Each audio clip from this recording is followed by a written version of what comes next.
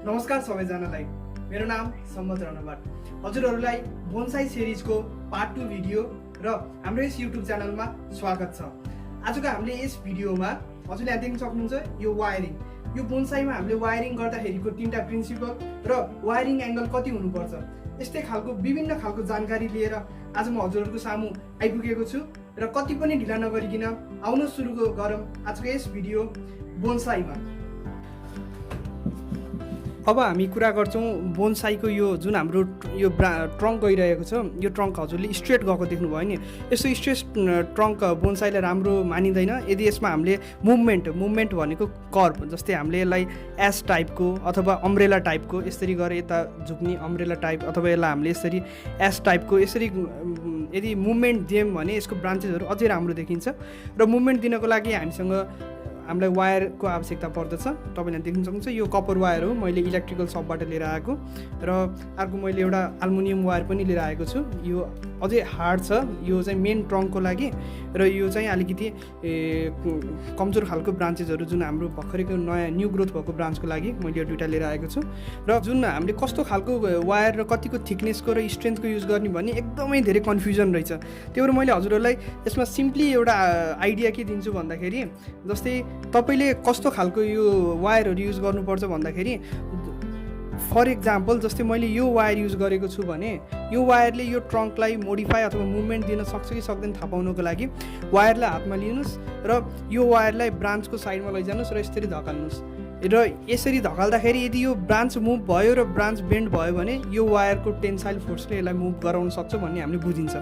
यदि हजुरले यो बुझ्नु भएको छैन भने, जस्तै मैले फर इक्जाम्पल यो मैले बिजुलीको वायर छ हाम्रो घरमा पाइने, र यो बिजुलीको वायर केसमा हेर्ने हो भने यसलाई हेर्नु है त।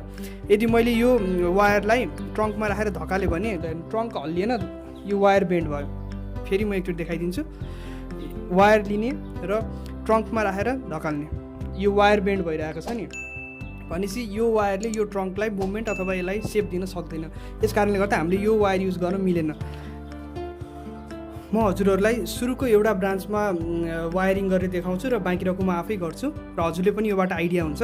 जुन हामीले यो वायर रेडी गरेको छौँ, अब यसलाई एङ्कर दिनको लागि एङ्कर भनेको कुनै एउटा फिक्स ठाउँमा यसलाई राखिदिनुपर्छ। र एउटा इनलाई लिएर हजुरले यही माटोमा तपाईँले यहाँ देख्न सक्नुहुन्छ यसरी तल गाडिदिनुहोस्। यो भइसकेपछि यो तल फिक्स्ड हुन्छ नि, फिक्स्ड भएपछि यसले अडाउँछ। र अब तपाईँले यहाँ देख्न सक्नुहुन्छ एङ्कर दिइसकेपछि अब हामीले ख्याल गर्नुपर्ने कुरा भनेको, हामीले यो वायरलाई यो ब्रान्चमा हामीले मुभ गराउँदै माथि सर्कल स्पाइरली लानुपर्छ। र लाँदाखेरि हामीले लगभग 3टा कुराको ख्याल गर्नुपर्छ। एउटा भनेको कन्ट्याक्ट एङ्गल भनेको यो वायर र यो ब्रान्चको बिचमा कतिको एङ्गल अफ इन्टरसेक्सन हुनुपर्छ भन्दाखेरि धेरै ठाउँमा 45 डिग्री भनेको भेटे र कसैले 50 to 60 डिग्री पनि युज गर्नु हुँदो रहेछ।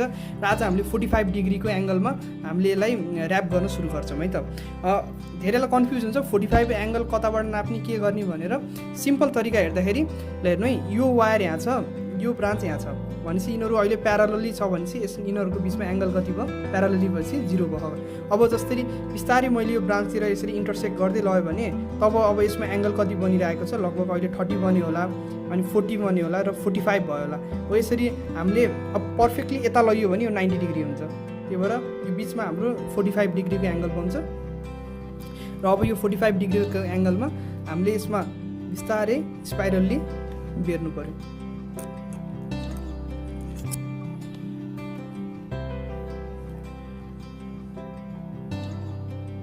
यो भयो हाम्रो फर्स्ट स्टेप।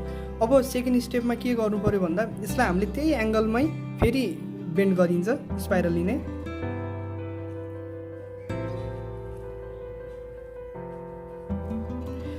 र यहाँनिर यो ब्रान्च र वायर बिचमा हामीले सकेसम्म थोरै ग्याप राख्नुपर्छ, धेरै ग्याप राख्नु हुन्न। त्यही भएर यसलाई यसरी होल्ड गर्नुहोस् र बेन्ड गर्नुहोस्। ओके, हामी फेरि सेम गर्छौँ। फेरि यहाँनिर होल्ड गर्नु पर्यो यो माथिको एङ्गलमा र यसलाई एकचोटि घुमाउनु पर्यो। ओके, ल हेर्नु है, अब हामीले यहाँ ख्याल गर्नुपर्ने कुरा भनेको के हो भन्दाखेरि हाम्रो जुन यो हामीले स्पाइरली बेन्ड गर्दै गएको बेलामा यो बीचको ग्यापहरू इक्वल हुनुपर्छ के। जस्तै तपाईले यहाँ देख्न सक्नुहुन्छ यो यहाँनिर फर्स्ट हाम्रो ग्याप लागेको छ, बेन्ड लागेको छ र यो यसको फर्स्ट ग्याप भयो होइन। यो ग्याप र यो माथिको ग्याप हेर्नु लगभग बराबर नै छ हो। यसरी नै हामीले इक्वल ग्यापमा हामीले यसलाई ऱ्याप गर्दै लानुपर्छ है, यसरी ट्विस्ट गर्दै लानुपर्छ।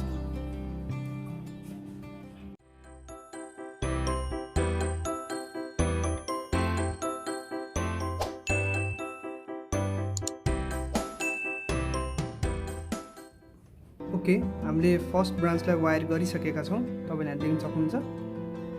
ठ्याक्क इक्वल स्पेस छ यो र यसको बिचमा र यसको बिचमा। त्यस्तै गरी हामी टपमा गइसकेपछि हजुरले यहाँ ख्याल गर्नुपर्ने कुरा भनेको यो जुन हाम्रो यो माथिपट्टिको यो वायरलाई चाहिँ यही प्लान्टको इनसाइडमा हामीले यसरी भित्र हालेर इन्भर्ट गरेर यसरी बेन्ड गराइदिनुपर्छ है। अब यो स्टिमलाई हामीले ट्रङ्कलाई बेन्ड गर्नको लागि तपाईँहरूले यसलाई म अलि नजिक लिएर आउँछु, तपाईँले यहाँ देख्न सक्नुहुन्छ। यो जुन हाम्रो ट्रङ्क छ, यो ट्रङ्कको यतापट्टि हामीले नेचुरल एउटा कर्भ देख्न सक्नुहुन्छ। तपाईँले हेर्नु, यो अलिकति हल्का सी टाइपको छ क्या, भनेको यसको यहाँ यो ब्रान्चनिर नेचुरल एउटा पहिले टर्न अथवा कर्भ भइसकेको छ। यस कारणले गर्दा अब यदि हामीले यसलाई बेन्ड गर्दैछौँ भने अब हामीले यसको अपोजिटमा बेन्ड गर्ने होइन कि, किनकि नेचुरल्ली यता बेन्ड भइसकेको छ भने हामीले यही यसको जुन ग्रोथलाई नै हेरेर हामीले अब यहाँनिर एउटा बेन्ड दिँदैछौँ, यसलाई एउटा मुभमेन्ट। यसको लागि हजुरले जहाँनिर हाम्रो यो कर्भ छ त्यहाँनिर थोरै यसरी प्रेस गरेर हामीले यसलाई हल्का मुभ गराउनु पऱ्यो। यहाँनिर एउटा बेन्ड आइपुग्यो है, मुभमेन्ट।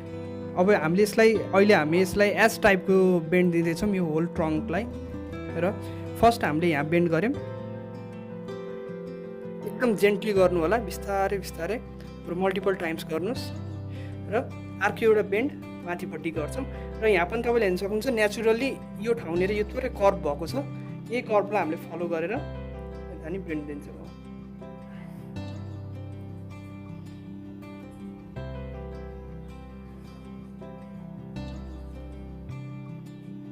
ओके, ल हेर्नु, अघिको सिधा भन्दा यो हल्का यसमा मुभमेन्ट हामीले जस्तो एस टाइपको मुभमेन्ट दिएपछि यो हेर्दाखेरि अलि राम्रो देखियो नि हो। यसरी नै हामीले यो बोनसाईमा अरू पनि ब्रान्चहरूमा यसरी नै वायरिङ गरेर हल्का आफ्नो डिजायर हजुरले जसरी चाहनुहुन्छ त्यसरी नै सेप दिनु पऱ्यो।